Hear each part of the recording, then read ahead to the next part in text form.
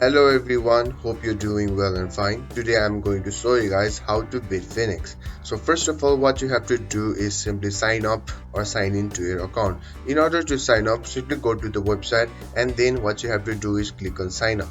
And now what you have to do is type your username here, your email address here, your password here and your confirmed password here. So simply retype your password here.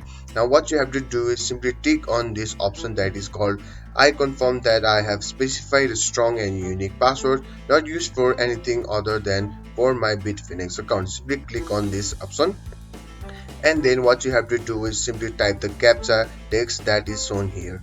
It only takes a few moments to create an account and we recommend you to set up two-factor authentication to secure your account. Now after that, what you have to do is simply select the wallet option from the menu and then select deposit. This is the wallet option, right?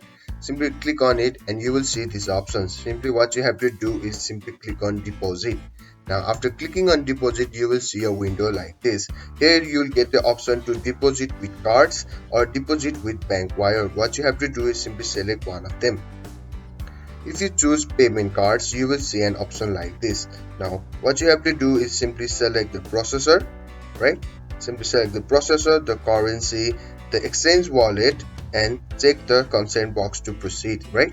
If you choose bank wire, select the currency, right? Select the currency, then input the amount, choose exchange wallet right here and then check the box that to proceed the procedure. Simply click on this button, right? You can simply check on this after simply selecting this exchange wallet, right? After doing all that, what you have to do is simply click on this create deposit notification.